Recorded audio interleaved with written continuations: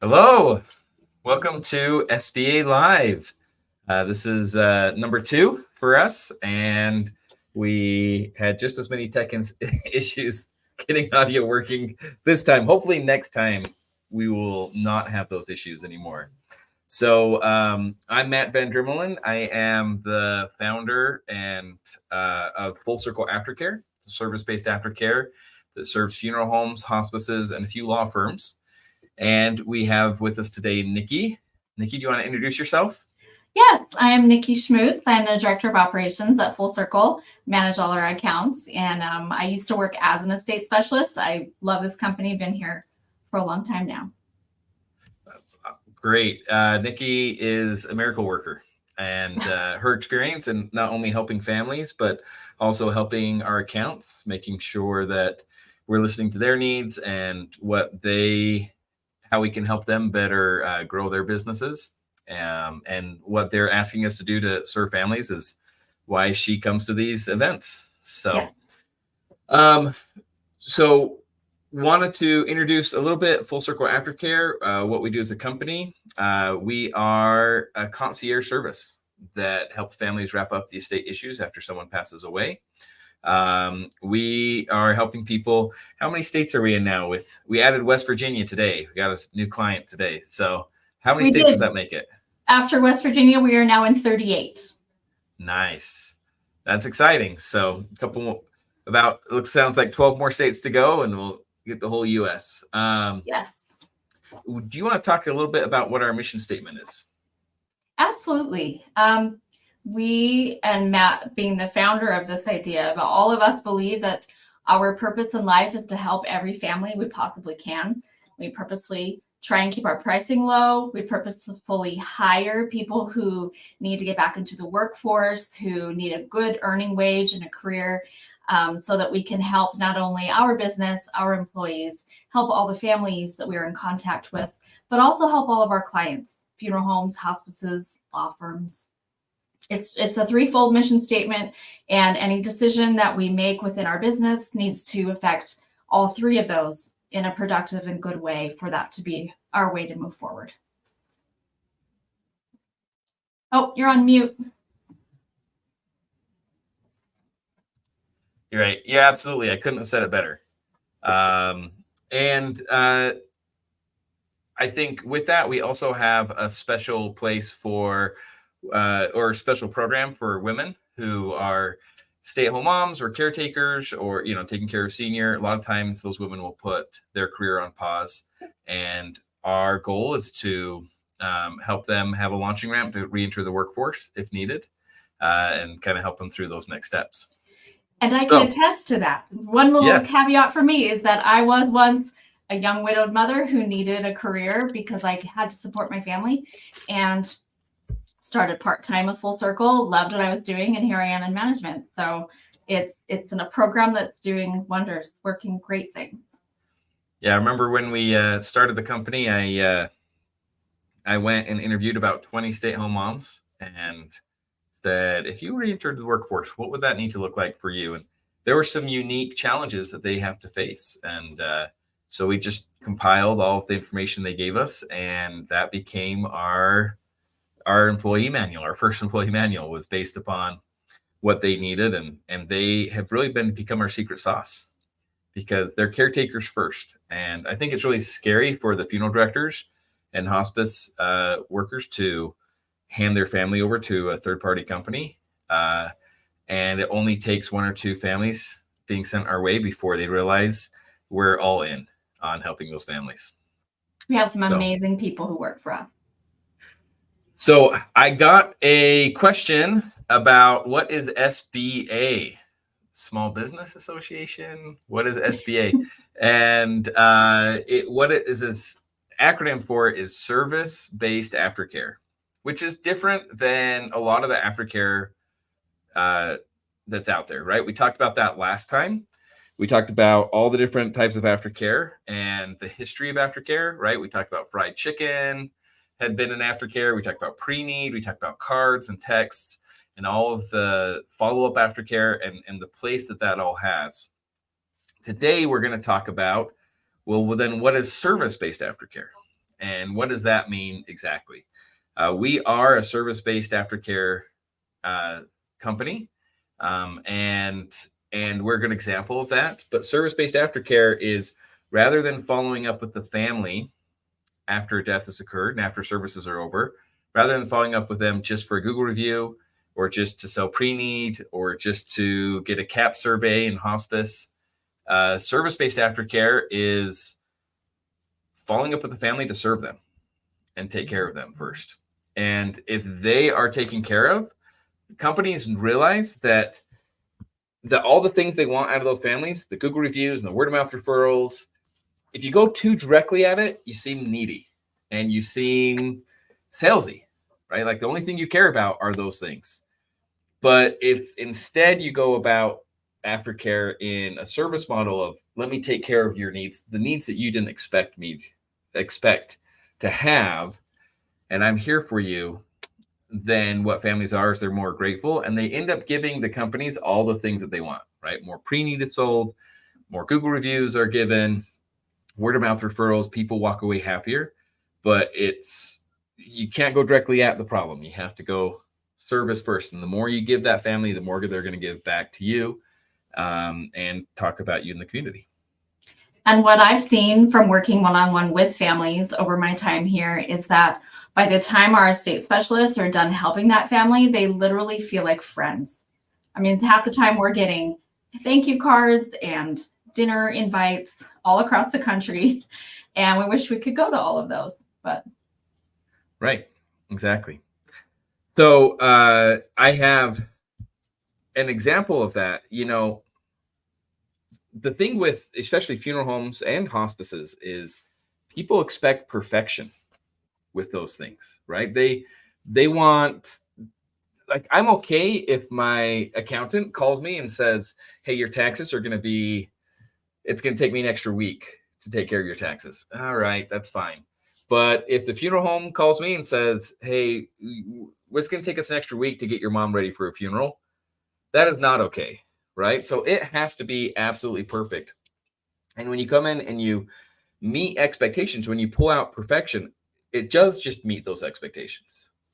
I think about when we first moved into our new neighborhood, this was years ago, and I'm doing errands on a Saturday afternoon, and I look down, I see the oil needs to be changed in my wife's minivan.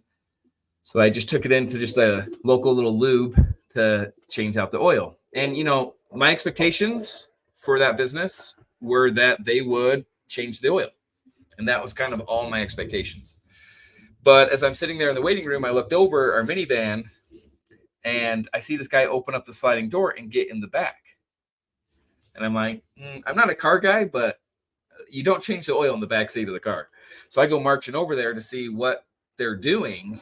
And as I do that, he has a little box and he's picking up the crayons and the little toys and everything. And he's vacuuming out the back of that minivan. Now I have 6 kids, so you can imagine the mess that minivan is. And I got to go home the hero. And what ended up happening is I became such an advocate for that company. I ended up telling everyone, you need to go there because they don't just change your oil, they take care of you. And we've had the same experience with a service-based aftercare model. Is people come in, they expect perfection. The funeral home or the hospice delivers that. And then the next step is, hey, we're still here for you. There's these other things that you're facing, and we're going to make sure that those are taken care of. And that's when people are like, oh, I didn't expect that. And that's when, the loyalty, they become not just apathetic, like happy clients, they become advocates in the community.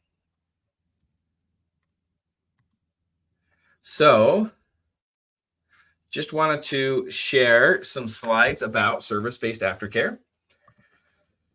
So when someone dies, they basically have 3 problems they need to deal with, right? They need to deal with the body, and that's taken care of with cremation or burial, right? They have to deal with that loss of connection.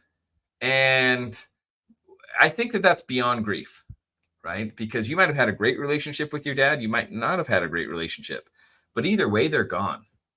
And that's a lost opportunity to communicate with them, a lost opportunity to be connected. And so you feel that loss of connection, you feel alone, you feel like no one understands you. And so that's why we have funeral home services, right? The funeral home services are so important because what it does is it allows the family to come together and connect with each other and reestablish that connection with their loved one.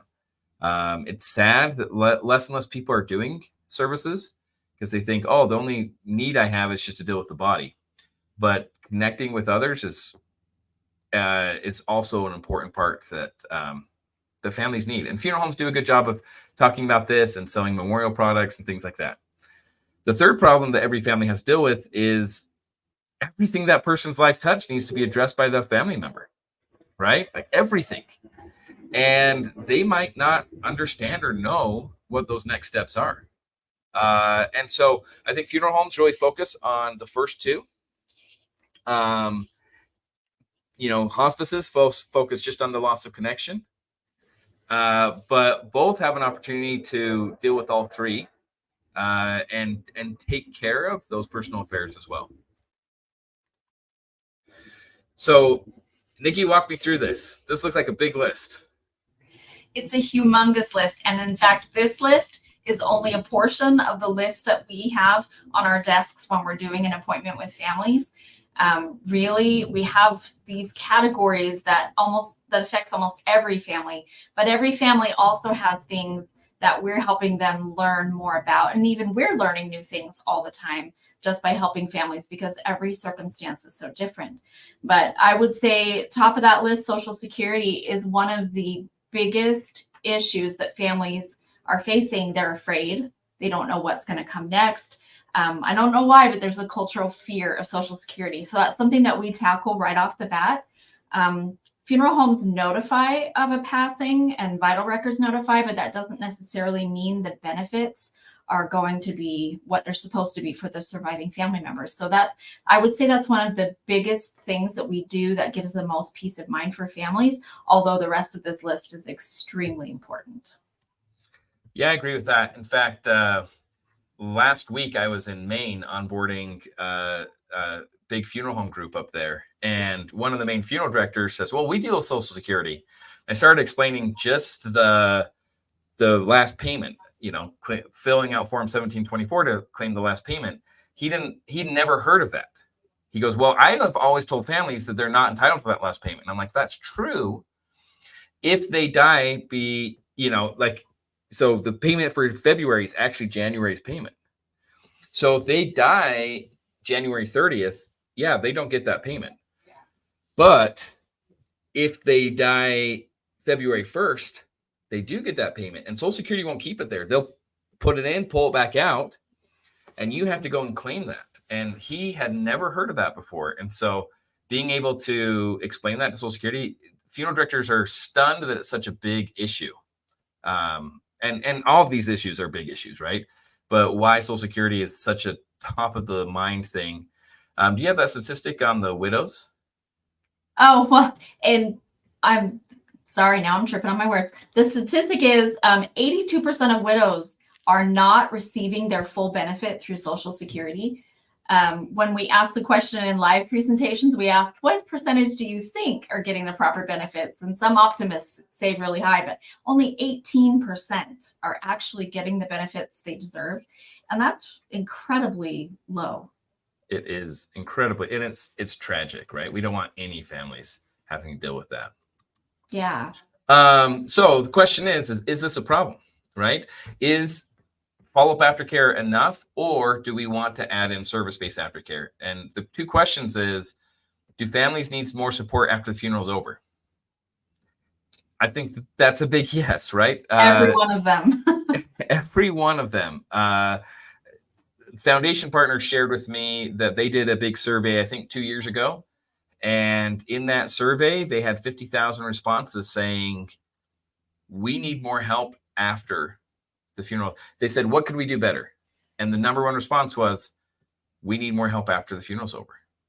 I want more support. So I think that has been answered again and again. Yes, families need that support. Even though they might not be expecting it, they do need it. So then the next question is interesting. How could a funeral or hospice service support families after services are over?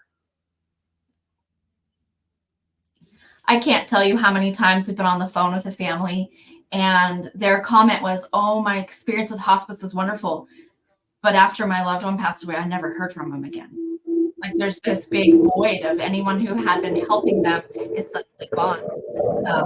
That's something every funeral home and hospice faces. They don't have the time. The hospice has bereavement programs, but they don't have the time to really be one-on-one with families as much as the families want. Yeah, my experience is the same. The funeral director wants to spend the time with the family, and the social worker wants to spend the time, and the bereavement care coordinator wants to spend the time. They just don't. And so doing it on their own is going to be very difficult, right? Okay, let's go to the next slide. So what does Full-Circle Aftercare do? So we are an example of service-based aftercare. Obviously, funeral homes and hospices can do this in-house, or they can hire an outside company to do it. We are an outside company, so we white label under the hospice or funeral home's name. So when we call the family, we say, "Hey, this is Matt from Harold Funeral Home. I'm here to help you with all the next steps. Your funeral director, Starlin, assigned me to help you out." So families really like that there's no extra cost, there's nothing they have to pay for. And then as we go through our checklist and figure out what that family needs to do, we make death notifications. And why is that a big deal, making death notifications? I mean, this is what you used to do. So why was making the notification, that seems like it's just a simple, easy step. Well, it seems like it until you realize all the notifications that need to be made, whether it's retirement or investment accounts or debt. There's a lot of debt that people accrue. Any of those seem like they would be easy. And for us as a third party, it is because the emotion isn't tied into it. But once you have a person who has lost their loved one having to repeatedly say that over and over and over again while making all these calls, it is extremely emotionally tiring. And some people just can't do it. It's true. It's true. The emotional side of talking to strangers, answering those questions does make things very difficult. After we make those notifications, we help them claim benefits. We close out accounts. What if they don't know which accounts they had? Well, there's no magic database where we can just look everything up. That would be a fraud risk. So that's not available. But we can run credit reports on their loved one. We have ways, and if we can't run the credit report, we have ways of looking things up or telling them where to find the information that we need. Sometimes we feel like we have to be a little bit private investigator to help them get to the right places to find information, but we're pretty adept at helping them locate things. Yeah, absolutely. Protecting the estate from fraud. This is another big one people don't think about. There's been lots of studies that have found on average 2.5 million deceased individuals get their identity stolen every year. And that should be zero, because a grieving family already has enough to deal with. Imagine dealing with your grief and then dealing with having to close out all those benefits, right? Or excuse me, I said what I read. And then having to deal with your loved one's private information being used by someone else in a fraud situation. Very, very difficult with. I have a question here from Erica. She says, "Are you limited in what accounts and notifications you can help families with?" You want to tackle that? Sure. We are in some ways, meaning that there's a lot of things we can contact: investment accounts, insurances, debts, a lot of things, but we can't physically go close a bank account. That requires someone to walk in with a death certificate. There are things that we cannot do for them. We can't go and file court papers or file probate. Those are services that are outside of our service, what we can provide. Absolutely. Yep. Some things we can't do, but anything we can't do, we're going to give the family very specific instructions on how to do those next steps. And then Bess asked, being in multiple states, how do you keep up with the different state laws and procedures? That is a very difficult job, right? I think that's one of the most difficult things, is making sure we're always exactly accurate for each family. And our secret weapon is Nolita. Nolita is just so good at figuring out what those laws are, keeping on, she researches everything and then helps train our staff on what's going on. Also, we've been collecting information since we began in this whole Right. company, years before even I started here. Those spreadsheets and databases that we have, we update phone numbers in when we have updates, we update links, we update how to contact. So we have troves of information that is at the fingertips of our estate specialists. Right. And when you're helping tens of thousands of families every year, you figure out, you get that information pretty quick because you're in the nitty gritty of it, right? Yes. Okay, then we transition the state to survivors. I love this quote. We don't just tell the family what to do. We do most of the work for them, right? And that's the whole key to service-based aftercare. Service-based aftercare is not like texting them a checklist. Hey, make sure you do these things. It's not handing them a checklist. It's not mailing them a checklist. It's doing it for them. That's the service piece of the service-based aftercare. And what does that lead? It makes the at-need and the pre-need work together. Uh-oh, their graphic's not working. There's supposed to be a bridge that pops up here. Oops, the bridge. We'll have to pretend that the bridge is there. Just pretend, right? Here's my hand, little bridge. And not only pre-need, but also Google reviews, word of mouth referrals, things on of that nature.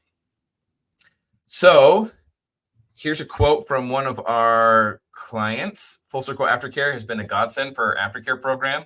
They provide practical, valuable services to our families and do so in a professional manner. Matt and his team truly care, and it shows in their interactions with our families and with our staff. I can't say enough good things about them. Well, I appreciate that, Josh. My favorite story of Josh is we had a family that we served there when the mother passed away. And then when the dad died, it was the second marriage. And so the dad already had a pre-need with their competitor. So, they're going to do the father's arrangements, and the daughter is sitting there with the new funeral director and says, hey, when do I get my aftercare phone call? When does that aftercare service happen? And the funeral director's like, I don't know what you're talking about. What is aftercare? We have these cards. We send you. And she's like, no. The one that helps me close all my dad's accounts and make all the notifications. I've never heard of that, ma'am. So then she goes marching back over to Josh and says, hey, Josh, what I didn't realize your competitor doesn't have aftercare. He goes, yeah, they don't. What's going on? She explained the situation. And so Josh is like, you know what? We're still going to help you. Even though you didn't use us for the funeral services, we're going to give you our aftercare service. That family, they were blown away that Josh would do that. And I think that they have told everyone in that community that they need to go to Wilkerson Hatch Bailey Funeral Home, right? Because they really are different in having an aftercare service. That really does differentiate them. Okay. We have a couple quotes here that I think are great from families. I'm very pleased with French funerals and especially with the aftercare service. I was stunned to know that a service like this existed. I could have really benefited from this service when my spouse passed away. Absolutely, right? It's sad that they didn't get that service. Anyone who doesn't. One of my favorite comments on French, they were so pleased with our aftercare, is they said, this is like the Chick-fil-A of funeral homes. We did. The aftercare program was more than I expected. I considered myself pretty savvy, but there were things I didn't consider, right? I had no idea about a pay on death, and I wouldn't have set it up if it hadn't been mentioned. I can see how the service would be helpful for so many people, myself included, right? So a couple testimonials of what we're able to do for families, because at the end of the day, service-based aftercare is taking away the funeral home needs. It's not about the funeral home needs. It's not about the hospice needs. It's about the family's needs. And if you can address those and take care of those, that is really what's going to make a difference for families overall. Absolutely. We see it time and time again. A lot of the reviews that I think it was Tom at French, she said, man, you guys aftercare are mentioned more often than my staff, and it's the staff that does a lot of that heavy lifting in the funeral services. But he agrees our service is great. So I got a question. I'll have you answer this one. It says, what's your relationship like with clients? So how does it work with our clients? we set it up in a way that our clients and their families feel we're just a handoff. So once they're done with the funeral service, and sometimes even before, because there are anxious families who want to meet right after someone passes away. But it really is the client saying, we have an aftercare program. They're going to help you with this. And even though we're not in the same state or the same office, we are perceived as just another person on their staff. So that it's a seamless experience for the families just to go from whatever hospice and funeral home service they were experiencing to the aftercare that helps them with everything else. They love us. They love the feedback we provide. We're able to truly connect with the families on a new level that they haven't been able to, even though families do deeply connect with their funeral directors and their hospice workers. But what we provide is something more, something different. Right. Absolutely. And I think a question I get is, what's the difference? What's the difference between having a funeral home who gifts Full-Circle Aftercare or gifts service-based aftercare and a funeral home who tries to sell it? Is there any difference in the results? Absolutely, there is. And this is where we talk to people who are looking at using us about differentiation in their community. Because the idea of saying we're different because we offer more and including our service in the packages or all packages at a funeral home or just part of the hospice really feels like the cherry on top of their experience. Whereas when you sell it, it is an add-on. It becomes a sales process. And while it is still 100% helpful, families are a little more critical, like they would be, of the service itself from the funeral home or hospice. Right. I think that we've noticed that. I think both options are great. And if they can sell it, we're happy to do it. Although most funeral homes are not great at selling. And definitely hospices would never sell a service like this. But I think it comes down to, we had our funeral home down in Texas, Grace Funeral Home. He went and surveyed a bunch of his families, and they asked what was the average value that you would expect to pay for that service. Well, it had been given to them. And the average family said at least $750, right? He was paying us $150. And he's like, wow, that's a huge difference. Because when you sell it, they kind of see a price. Oh, it's $150. I'm expecting a $150 service. But when we're not paying anything and we're just calling and saying, I care about you and I want to take care of these things for you and make sure you're not alone, that is when people see that true value. And that builds, like you said, that builds the differentiation for the funeral home. That builds the market share and, overall family satisfaction. Absolutely. Erin asked, what does service-based aftercare do for your funeral home or hospice clients?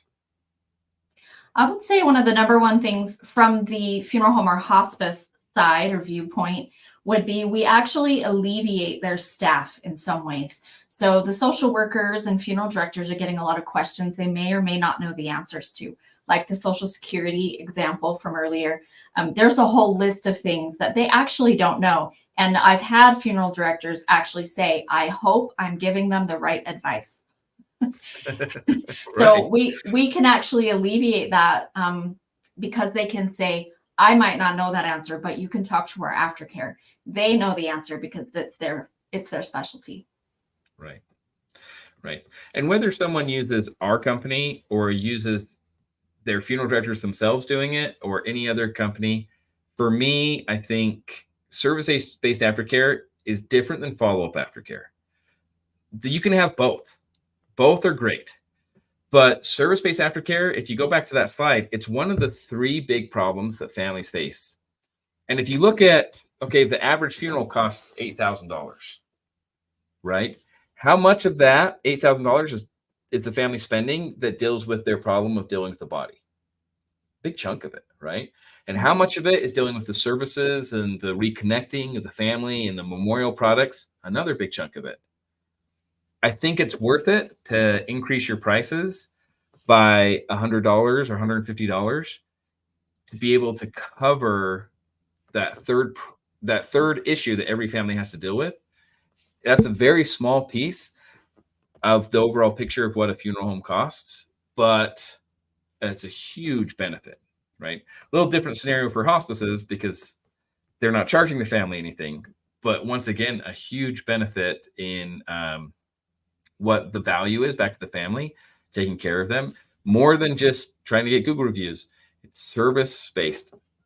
I don't say this enough on the hospice side. We always answer questions on funeral homes, but hospice is about they're there to take care of the patient, but they also get to serve the patient's next of kin.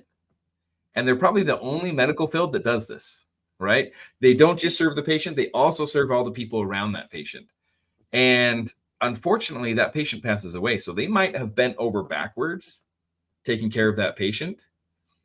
But now that the patient's gone, it's the next of kin who's left with telling everyone about it, filling out the CAP surveys, talking about their experience, all the things that hospice wants. And they might have seen everything you did for their dad, or they might have seen none of it. And so what's nice about having a service-based aftercare in hospice is it helps that next of kin have a really positive experience with that hospice. So not only did you take care of my dad, you also took care of me when I lost my dad. And what do you think is going to happen to my CAP surveys and my star reviews and Google reviews and word of mouth referrals? And I'm going to go back and tell the facility, oh my gosh, that was amazing. Thank you for sending me over to Signature Hospice. They were wonderful, right? All of those things are going to help grow the hospice as well. Absolutely. And it's a great way to kick off a bereavement program. Yeah, right. And bereavement is so important. In fact, funeral homes, we can kick off a bereavement program on the funeral home or the hospice side. Yep. Right. Absolutely. All right. Well, that wraps up our what is this podcast? Not a podcast. Our show. This wraps up our show for this week. Next, we are going to be talking about something in the funeral industry, our card programs, right? As far as the follow-up aftercare. And we are going to be teaching people how to do card programs for very, very low cost in-house, and exactly how that works, and some tips and tricks that will be able to do that. So that's going to be February 22nd. Please tune in. If you are catching this after the fact, you didn't have a chance to ask questions, please feel free to reach out. Email me, Matt, at full-circlecare.com, and we will see you next time.